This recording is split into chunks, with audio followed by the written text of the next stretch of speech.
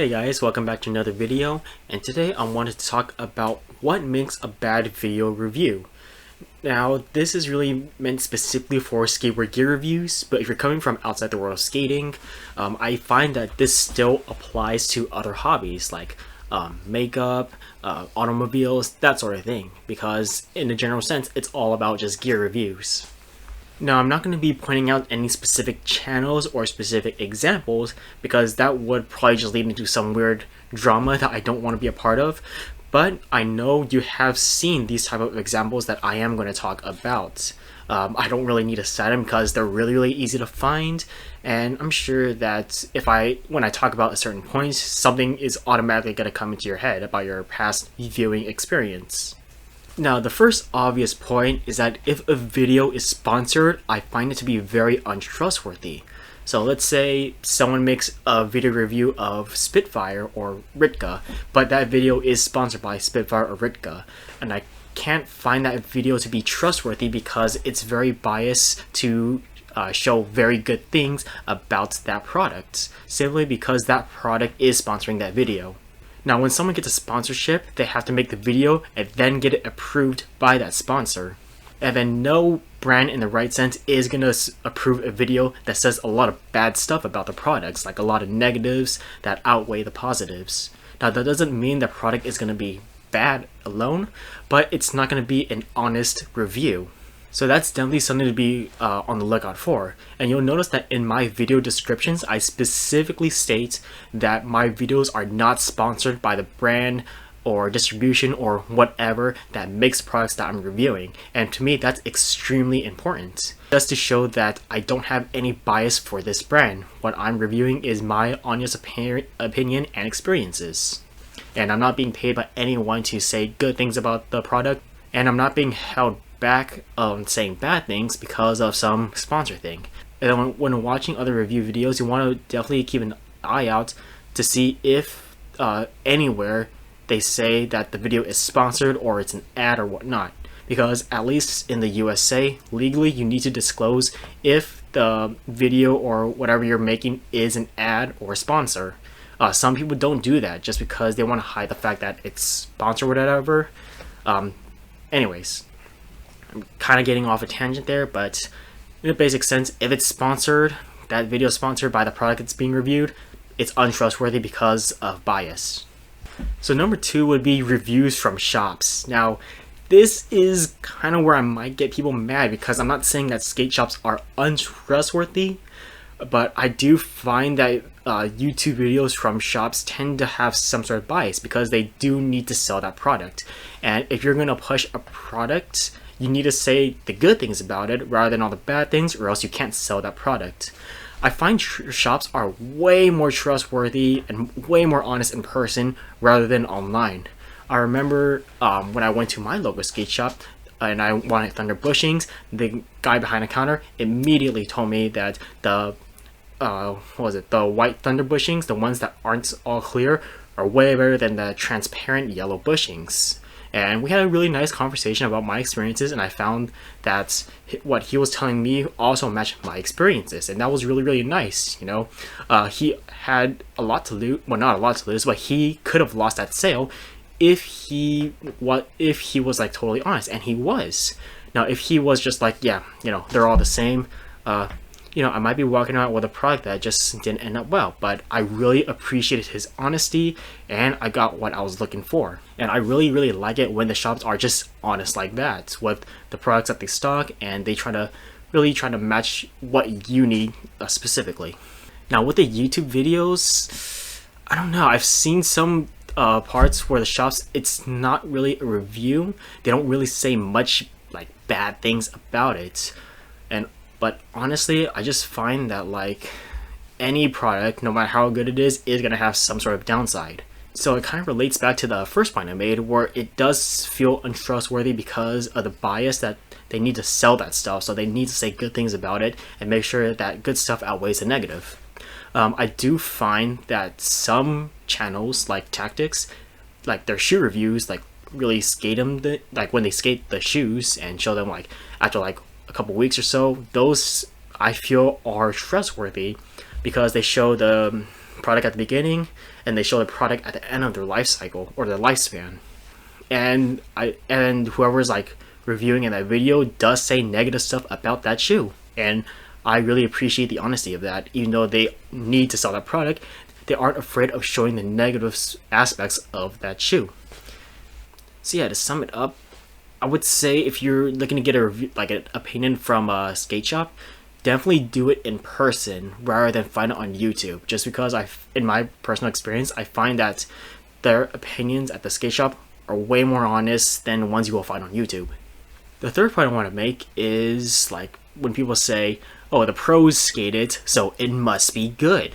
And I think that's a really, really dumb topic to bring up when you're trying to decide whether or not a product is good. Just because like a pro skates it or like a big name skates it doesn't automatically mean the product is good.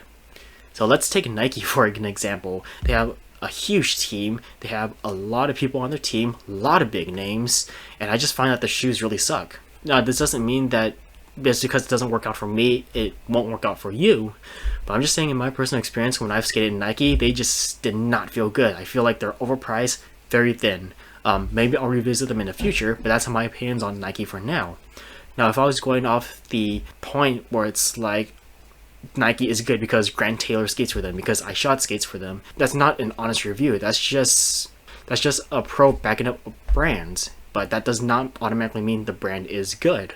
And if you're using that as a basis to determine whether or not a product is good or bad, that just makes for a really, really bad product review. The fourth point I want to make is to distinct between what's an overview and what's a review. So a lot of people tend to make overviews rather than reviews, where they will take the product in its it's unopened retail packaging, and they was like talk about the aspects of it, like this is an 8-inch 14-inch wheelbase made by FA, has a cool holographic design, that sort of thing. And they'll say it's a review, it's very good, but how are you going to know if it's a good thing if you haven't even tried the product? So what I did just now was an extremely fast overview of the product. I went over the measurements of the board, the cool features, what brand it is, that sort of thing. And it's not a review because I didn't skate it, I didn't write down my experiences with it, and I didn't talk about the pros and cons about it. And I've seen a lot of videos on YouTube where they will make overview videos and label it as review videos. Now you'll notice in my Ace AF1 reviews, or videos I should say, that I specifically named the first one Overview. Because I didn't skate the truck yet, I just took it apart, showed off the features or whatnot, and try to like really tell what the differences were just right off the bat. That's kind of a overview, first impression type of thing. Now, the second Ace video I made is the review. After skating it, after some time, really getting to know the truck, and I got to the point where I could really share my experiences with it honestly. And that's a really important distinction to make. What's an overview / first impression versus a review. Now for me, I differentiate between an overview and a review by the amount of time that person used the product. Now it's obviously like what I just did with something unopened and they said like, oh, that's a review. That's not a review, that's an overview. Now if they do like skate the product, but it's only for like a day or only like a week or whatnot, I don't find that to be a review. I find that to be a first impression. And that's also an important distinction, because with the first impression, it's just kind of like, oh, this is how it feels right at the back on day one, week one, you know, they're feeling good so far. I wonder how they're going to perform like in the future. And that first impression, sure, it might help, but it's not going to show like how that product is going to perform in the long-term run. I'd say you need to give it a minimum of maybe 2 or 3 weeks to really get a good, honest opinion and experience with that product in order to make a review. So that's why I specifically state in my product reviews that how long I've been skating that product, just to show you like I've had a good amount of time using this product, and it's not a first impression because I use it longer than a day or a week. So yeah, you know, to kind of sum it up there, overviews are not reviews, and it's really important to know the difference between both of those. So my fifth point, this one's a no-brainer, where the video is a vlog rather than an actual review. You know, I don't know if big channels still do this, but the bigger channels where it's just like not really a brand, but it's someone trying to build their brand or like build an image of themselves, they would label like, oh, OJ Wheels review, but the entire 15-minute video is like just a vlog of them, you know, going about their day, getting coffee, working on their brand, and the actual review is if like a first impression or so, and it's only like 1 to 2 minutes long. For me, that's extremely annoying because I clicked on that video to get a review about the wheels. I didn't click on that video to know where you get your coffee. And you'll notice that like it's just insane amount of filler just to get ad revenues, to like get like more views. And I find it to be extremely dishonest, because if you wanted to upload a vlog, just label it a vlog. I know it's not going to get like your clicks or whatever because it's, you know, not effective clickbait, but you know, for me, it's just extremely dishonest, and I would just unsub. I don't even bother watching your future videos because I just can't trust that what I'm clicking on is what I'm going to be watching. So yeah, if it's a vlog, I don't even bother trying to like figure out at what point do they talk about the wheels, just because I know most of that video is just going to be some vlog instead of what I want to watch. Now my sixth point is when the video is over edited to the point where the editing itself takes stage over the actual review itself. Now this doesn't mean that if you edit a video to make it look nice, doesn't mean that it's bad automatically, but what I feel that if you overdo it, then that subject matter is completely changed. I know with some over-edited videos, I will go into the comments, and then rather than people commenting about the product itself and how they want to share their experiences, the comments are all about the editing itself rather than the actual subject matter, the, you know, skate product. And I find that it just really detracts from what the video is about, because I click on a video to learn about like a skateboard deck, skateboard wheels, but instead all people want to talk about is the editing of the video, and I just can't get any good discussion or like other people's opinions about the actual product itself. And my videos are in a very basic sense on purpose, because I want you to focus on what I'm saying and the product itself, rather than how I edit a video, how I put it together and all that. And you'll see that on other channels like Ben to Grow and Gifted Hater, they do the same exact thing. Sometimes they'll edit it to make it look nice, but really it's just someone talking to the camera and they share their experiences about that product. And they don't over edit their videos to the point where the editing takes stage over the product, like I said before. So over editing just really distracts the viewer from the actual product itself. Now the seventh point I want to make is when a reviewer doesn't write down notes. Now I'm not saying that they need to write an entire script and say that word for word like it's a play or whatnot, but I'm saying that like there definitely needs to be a time where they write down notes so they can have a basic understanding of what they want to say and what they want to cover.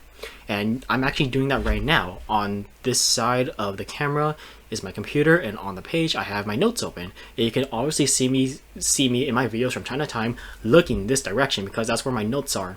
And I don't think that there is any problem with doing that, where you have a clear display of reading off notes, because it shows that you are prepared to talk about what you're talking about.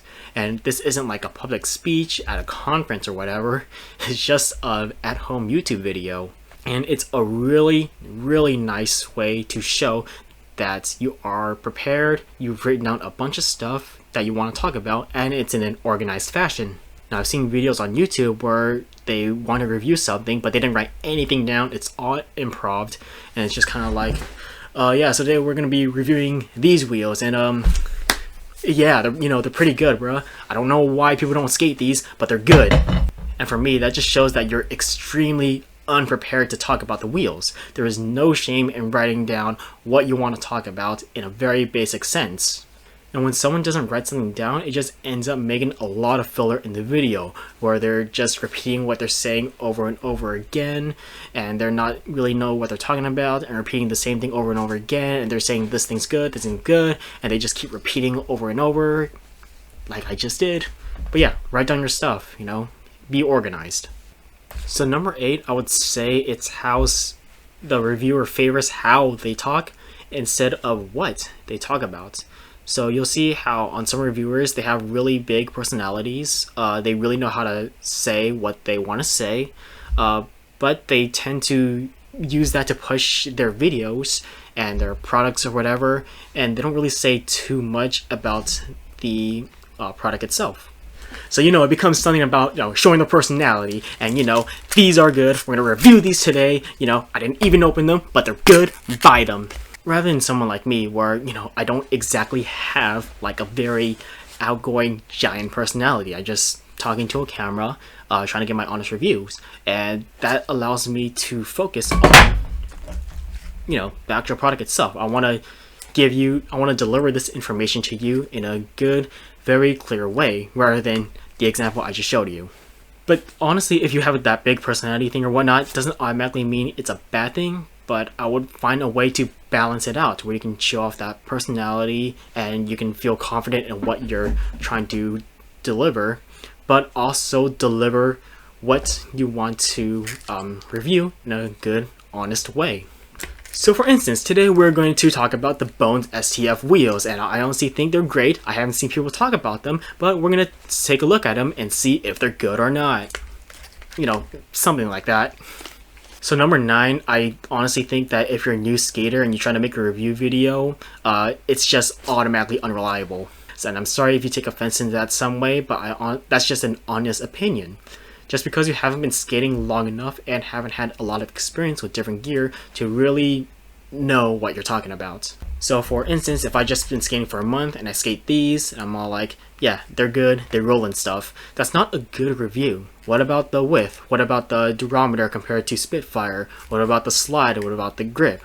That sort of stuff. And if you are like a relatively new skater and you want to do product reviews, honestly, I would say you should wait. Wait until you're a better skater, wait until you skated like long enough, like a couple years or so, and wait until you've had experience with a bunch of different brands. So off camera, I've already had like a lot of experience with Bones, a lot of experience with like deck brands, wood shops like Black Label, FA Hockey, that sort of stuff, different bearings, and all of this isn't on video on the channel. Maybe eventually it will be, but I use all my prior experience to deliver a, in my opinion, good video review on different products.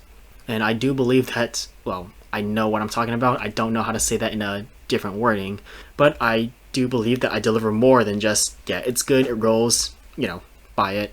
So yeah, this isn't just to like make fun of like new skaters. Everyone starts somewhere, but I'm just saying if you want to do a good video review, you need to have skated long enough and have different experience with products to really get a full understanding of what you are talking about and what you want to review. So the 10th point is when the video is too long, and for me that just becomes unreliable. I remember seeing I think it was a video review of like Spitfire wheels, and that video was like 30 to 40 minutes long. And it's like, what on earth are you talking about to the point where it needs to be that long of a video? And I've made like long videos in the past, but that was more out of necessity rather than trying to make a bunch of filler. And I do my best to split up videos if need be and remove all the filler if need be. So going back to my Ace review, I specifically made that review into 2 video parts because one's an overview and one's a review, and if I put them together it just makes for like a 40-minute video. No one's gonna watch that. So if you just wanted the overview video, that's already 20 minutes, that's already pretty long, but I had to make it that long for out of necessity to cover all the aspects of that truck. You get the overview. But if you want to watch the review, it's a kind of shorter video. It's about 17 minutes, I think. But that video, even though it's a bit long, it has all my experience about the trucks, skating in them, and just my personal opinions about them. And I only made it that long out of necessity rather than trying to hit that 10-minute mark to get better ad revenue. I'd say a good length video to the point where it's like you get enough information but it's not too long, it's around 8 to 13 minutes or so, like around that range. I find that those videos where it's that long of a length tends to be like the really good reviews because they cover everything. They cover like sometimes unboxing, they cover the skating, personal experiences about them, and like other aspects of that product. But it can also go the other way. If a video is too short, then it doesn't make for a good review. So if a video is like 1 to 3 minutes long and it's just all like, yeah, these are good, get them.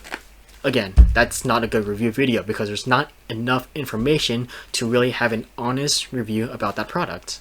So yeah, to sum it up, if a video is too short or if it's too long, it's just not a reliable review video. So the 11th point I want to make is your thumbnail or the title of the video.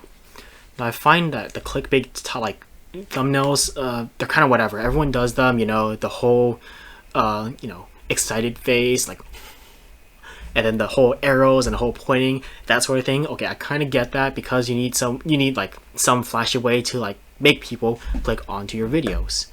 But I just find them to like, me personally, that like if a thumbnail's like that, I just don't want to click on it because that thumbnail comes with the whole stereotype of that video just being garbage. It's just a whole huge vlog.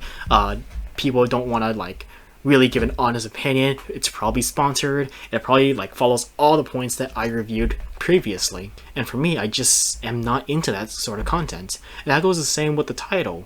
It's like just tell me what the video is about. Like for me, when I title my videos, they're about the product itself. So like my previous video, Satori 53mm 101A conical wheels. And that's what the video is about. Now if you title the video something like, oh, is this wheel brand good? Or people are wrong about this deck brand. And it's all like, alright, is this a video review? Are you just doing a commentary review? Like, what's going on here? And I just tend to not click on those videos personally because I don't know what I'm going to be watching. And I like to know what I'm going to be watching, which is why I really prefer videos that just are like Spitfire Formula 4 Conical 4 review. That's it. It's that easy. And I know it might not get all the clicks or whatever, but I just value honest videos over just some clickbait garbage. That's my personal opinion. So yeah, just have, a decent thumbnail. Mine is pretty simple. It's just me skating, picture of the product, and then some sort of caption. And then the title is just straightforward. Satori conical wheel review. Powerflex gumball review. It's that easy.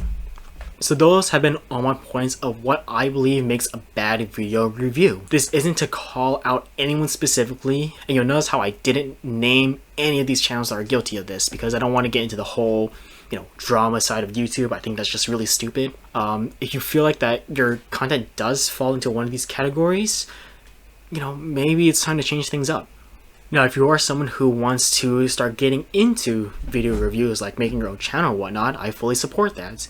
And I would say that like, keep these points in mind and try not to fall into that trap of just making content just to make it and then it just comes out as garbage.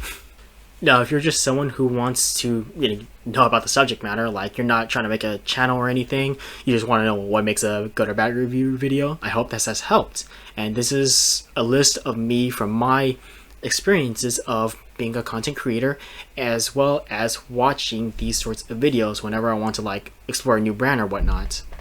So yeah, that has been another video. I hope it helped you a lot. And if you have any questions, please leave them in the comments below. And thanks for watching, and I hope to see you in the next one.